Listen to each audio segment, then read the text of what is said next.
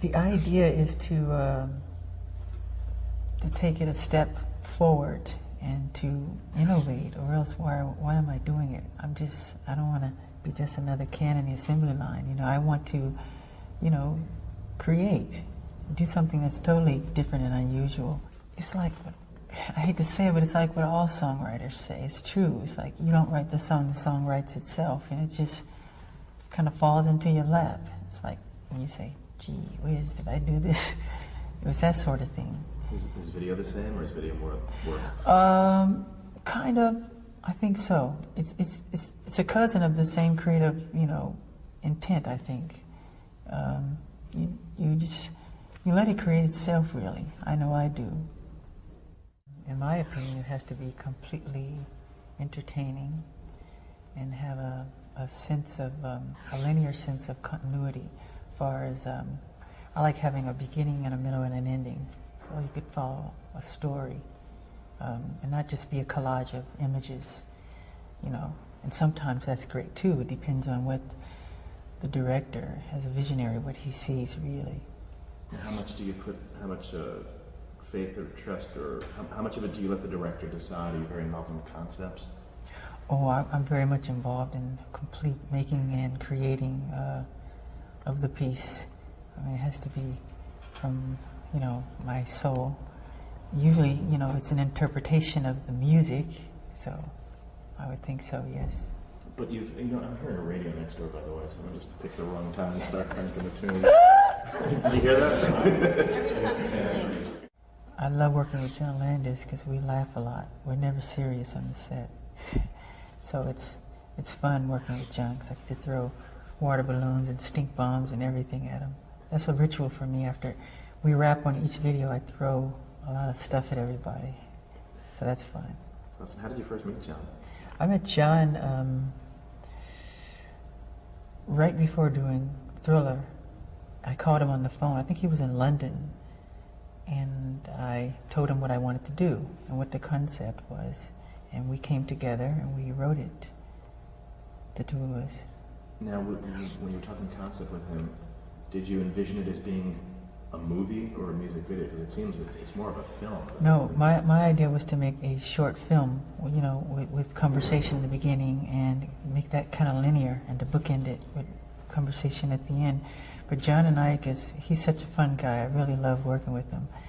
We just sat together and the chemistry, it started working, He's fun. Do you remember, were you a fan of horror movies in particular? Believe it or not, I'm afraid to watch scary movies. Honestly, I don't quite like to watch them very much. I never thought I'd be involved in making that sort of thing, but I am. Cool. And the two movies that, there's the werewolf scenario at the beginning, and there's the Night of the Living Dead dance. Did you see any of those movies? No. I did see An American Werewolf in London, which I thought was really fun. No, I haven't seen the classic werewolf one. When was the last time you saw Thriller? Gee, I don't know. I thought about watching it again, but I don't, because I don't want to scare the children. My idea, I always try to be a pioneer and an innovator in whatever I do.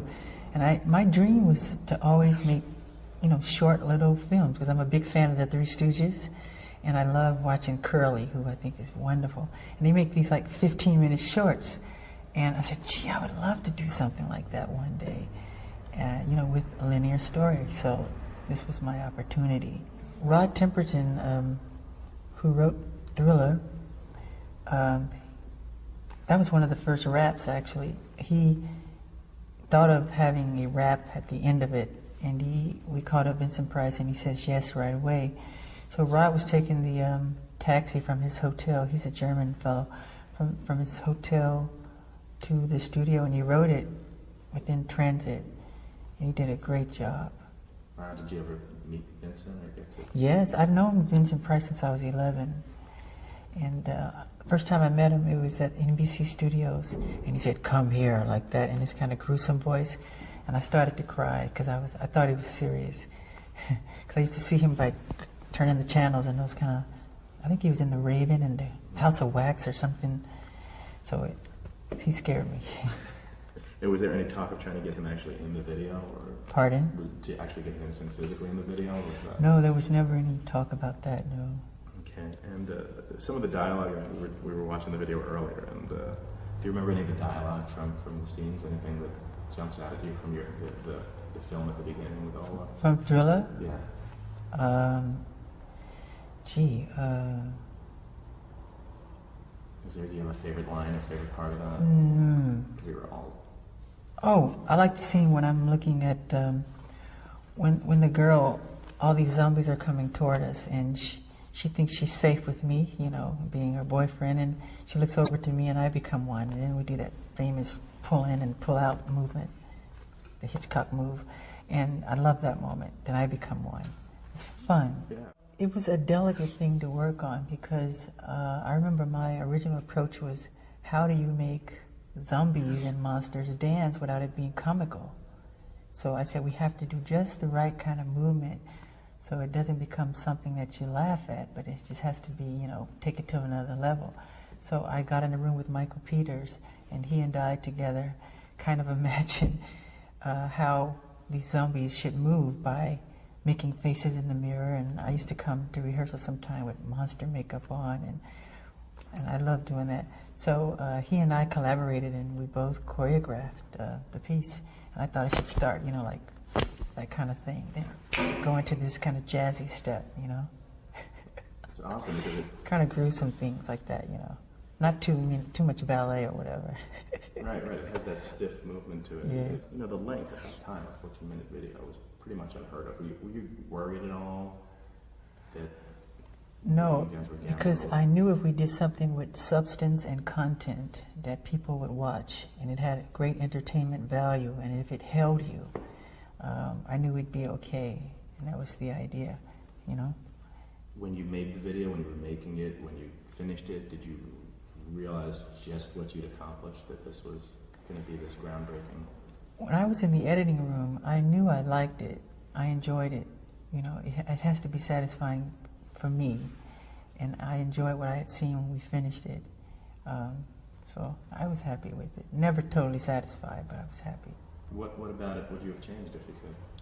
I'm not always happy with certain cuts and angles and the timing and, you know, those sort of things, you know. Your own worst critic, huh? Yeah, it has to be just right. Beat It. It makes me think of the song and working with Quincy Jones and all those wonderful people. I love Quincy. He's a wonderful guy to work with.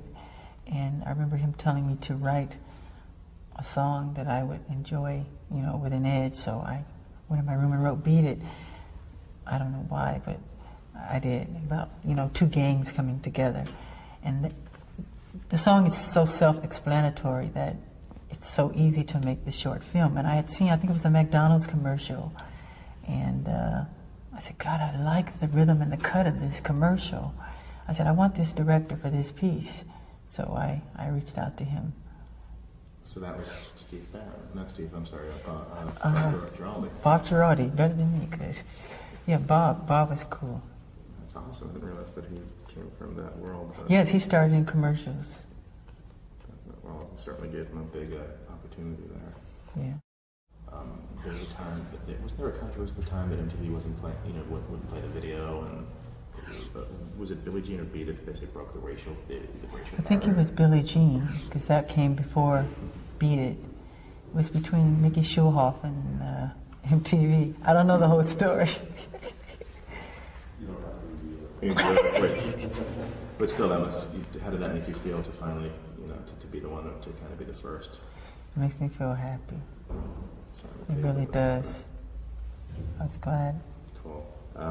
Billie Jean is kind of different because it really doesn't have anything to do with the lyrics of the video. It's kind of a whole different thing. How'd you come up with that?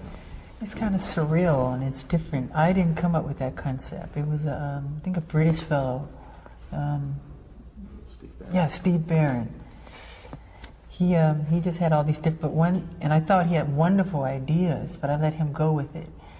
The only part I wrote in the piece was I said, I just want a section. I said, give me a section where I could dance a little.